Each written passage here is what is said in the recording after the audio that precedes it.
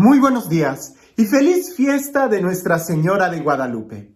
Hoy la iglesia está celebrando una de las apariciones marianas, la de la Virgen de Guadalupe. Ahora, veamos un poco primero el Evangelio, porque creo que a la luz del Evangelio, a la luz de la Sagrada Escritura, vamos a poder disfrutar y entender mucho mejor lo que sucedió en las apariciones de la Virgen de Guadalupe.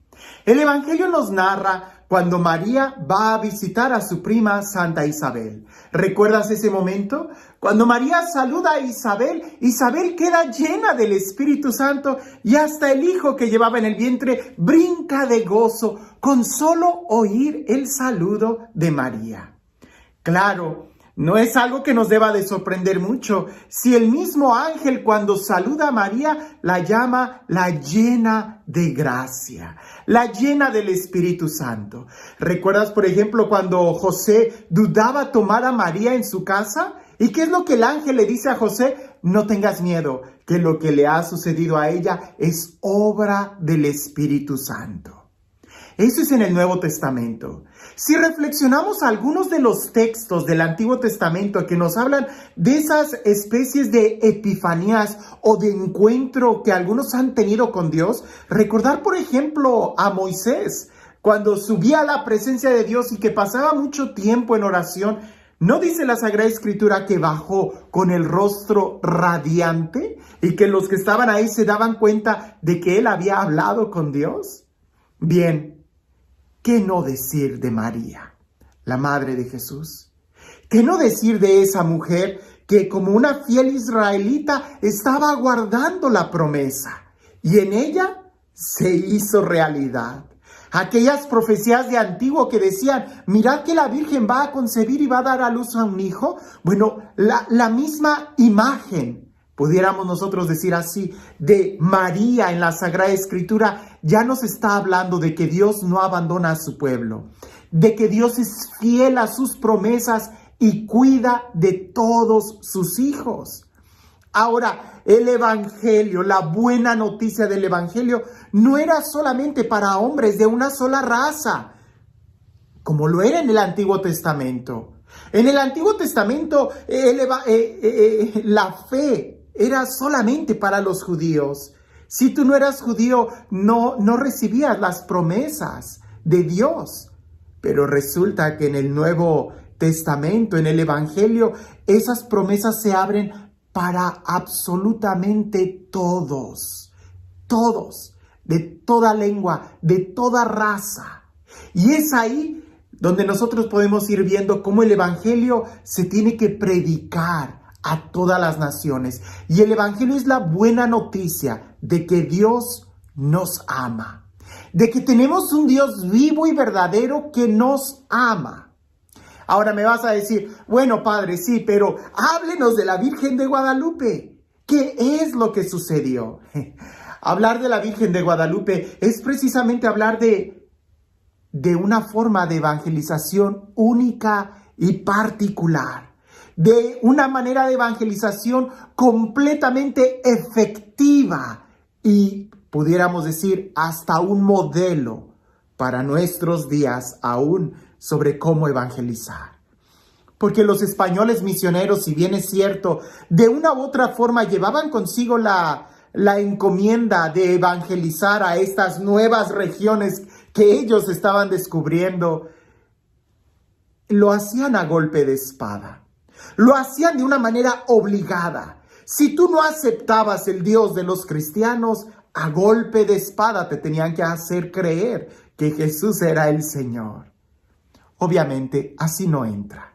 El amor jamás va a entrar a golpe de espada, a golpe de sangre, no. En la Virgen María nosotros vemos que lo que la fuerza de la espada nunca logró convencer el corazón, lo vino a hacer una caricia de un toque maternal en María. Ahora, veamos un poco el contexto histórico. Europa estaba sufriendo. Era una época de guerras, era una época de mucha hambre en Europa. De ahí la necesidad de tener que encontrar nuevas rutas para llegar a las Indias y tratar de tener nuevos comercios. De ahí es que se descubrió, tratando de sacar nuevas rutas, todo el continente americano. Europa estaba en una gran necesidad y al llegar a estas tierras se dan cuenta de la abundancia de comida que había. Pero no todo era bueno en estas tierras. Así como Europa tenía esa crisis económica, pudiéramos decir, esa crisis social que estaba sucediendo, así también en estas nuevas tierras había mucho pan, había una estabilidad económica quizás muy buena, pero el pueblo estaba sufriendo mucho y basta leer todos los artículos relacionados a que el pueblo estaba muy en descontento con los dioses que tenían. Y dioses falsos, por supuesto, ¿no? Pensar, por ejemplo, en el dios Huitzilopochtli o en el dios Quetzalcóatl, que a estos dioses falsos exigían sacrificios humanos y pareciese que eran insaciables. Aunque la sociedad vivía muy bien, ellos tenían que estar ofreciendo continuamente sacrificios humanos. Y eso empezó a cansar mucho al pueblo. Vivían en una estabilidad económica, pero con una carencia y con un miedo a que quién va a ser el siguiente que va a tener que ser sacrificado. Es ahí donde cuando ellos escuchan el Dios que los españoles les traen, por un lado, es un Dios de esperanza. Por un lado, sí, suscita en muy pocos de ellos el amor y el querer conocer a ese Dios libertador, a ese Dios que perdona, a ese Dios que en lugar de quitar la vida, les da la vida. Pero por otro lado, no entendían cómo ellos se afanaban tanto en cosas materiales, porque ahí fue donde, junto con la evangelización, también los españoles empezaban a hacer un saqueo tremendo de todas las riquezas naturales que tenían estas tierras. Entonces, ¿cómo poder creer al evangelizador que les está hablando de Dios y al mismo tiempo les está robando sus bienes? ¿Cómo poder creer de ese Dios que ama y perdona, que cuando no le sirves te cae la espada? Entonces, los indígenas estaban también sufriendo y estaban en un gran descontento. Por un lado, por sus propios dioses, por sus propias raíces, que esa cultura ya los estaba oprimiendo. Y por otro lado, porque habían puesto la esperanza en aquellos forasteros que venían hablando de un Dios de paz, que a la hora de la lucha, de la conquista, también se dan cuenta que dejan mucho que desear. Es ahí donde sucede el milagro guadalupano. Y lo voy a decir de esta manera, ese milagro sigue sucediendo el día de hoy. Pues cada vez que nosotros contemplamos una imagen de la Virgen de Guadalupe, en realidad no estamos contemplando una imagen, es un códice que tiene la figura de una mujer, pero es un códice, mucho menos es una fotografía.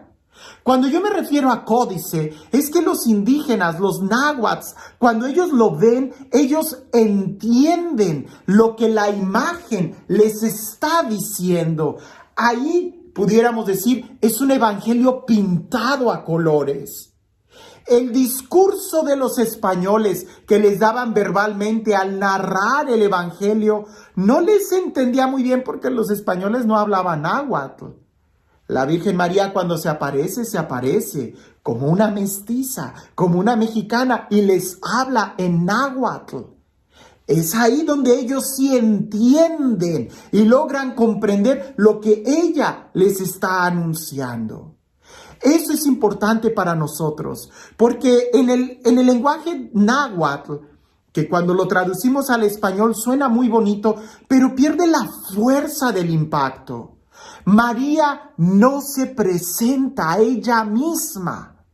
María está presentando a su hijo. María está hablando de su hijo. Y la forma náhuatl como presentan a alguien es precisamente dando un poco de referencia. Es como diciendo, yo soy el mensajero de.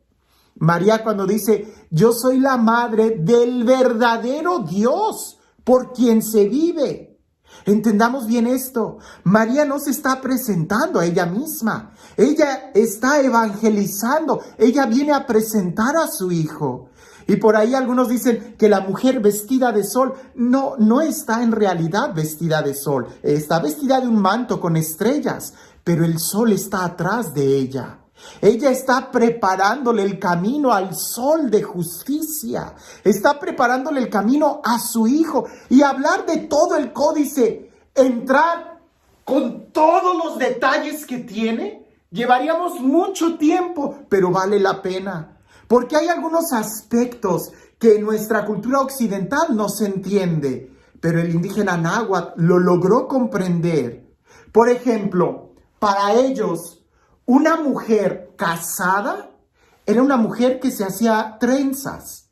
Una mujer después de ser comprometida y que tenía relaciones sexuales con su marido, se hacía una trenza. Ya no tenía el pelo suelto.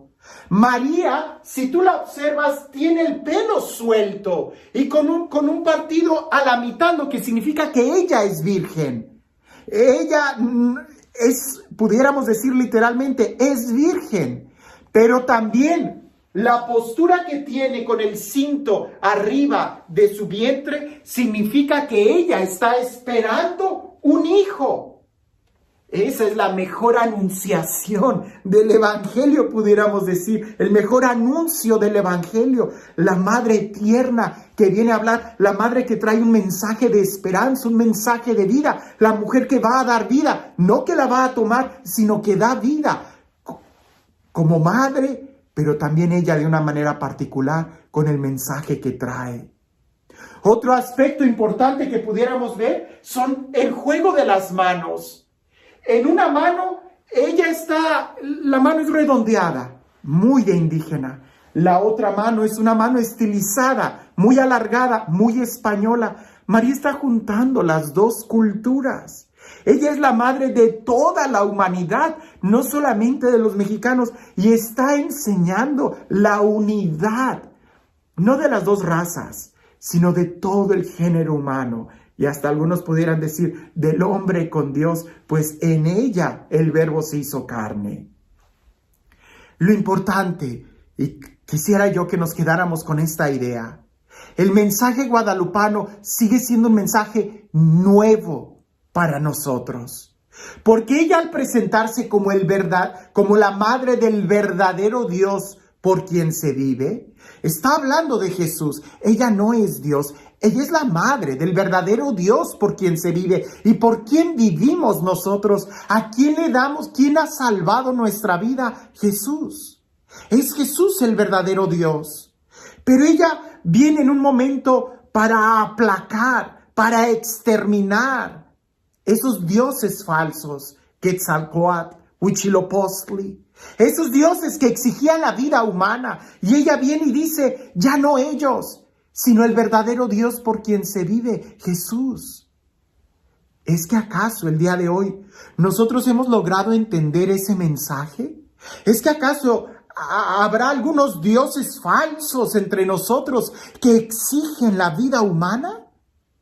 Alguien pudiera decir, no, padre, ya ni siquiera tenemos pirámides. Las pirámides son solamente de adorno. Esos templos de sacrificio ya nada más son de adorno para los turistas. Ya no tenemos dioses falsos. Sí hay muchos dioses falsos que siguen exigiendo la vida. Por ejemplo, el dios falso de un estereotipo de belleza, donde se puede entrar en anorexia hasta el punto de morir. El dios falso del placer, de la drogadicción, que las personas pueden incluso perder su vida y nunca ser saciados. El dios falso del poder, que buscan cada vez dominar más y explotar más al pueblo. El dios de la codicia, el dios de los narcotraficantes que te pide matar gente hasta que no encuentras esa saciedad en la codicia humana. Son dioses falsos. Son dioses que no dan vida, son dioses que no sacian, son dioses que lo único que hacen es quitarte la vida. María, con el toque maternal del amor, te está presentando al verdadero Dios por quien se vive. Contemplar a María es contemplar el Evangelio que sigue acercándose a nosotros. Y nosotros deberíamos de escuchar lo que el ángel le dijo a José: no tengas miedo de tomar a María en tu casa, de llevarla, de recibirla en tu casa. No tengas miedo de dirigirte a ella, dirígete a ella, pues no hay nadie mejor que te lleve a Jesús que María. Incluso en el Evangelio hay un mandamiento que María nos da: hagan lo que Jesús les dice. Acercarnos a María es de una manera segura acercarnos a Jesús, porque ella nos va a llevar a Jesús. Incluso en el Evangelio, ¿recuerdas cuando los 3 reyes magos en el Evangelio, aquellos magos de Oriente, sabios de Oriente, le regalan a Jesús oro, incienso y mirra? Jesús era un bebé y a ellos se los dan a Jesús. Te pregunto, ¿quién cuidó de esos regalos? María. Y no es precisamente Jesús quien nos deja a María en la cruz para que cuidemos de ella o para que ella cuide de nosotros. Seguramente para que ella nos siga enseñando cómo ser dóciles a Dios, pues incluso en medio de los apóstoles, ella, la llena de gracia, estuvo presente cuando el Espíritu Santo se derramó. El día de hoy, no tengas miedo de tomar a María en tu casa y de invitarla a que venga y te hable, que con su toque maternal te muestre quién es el verdadero Dios por quien se vive.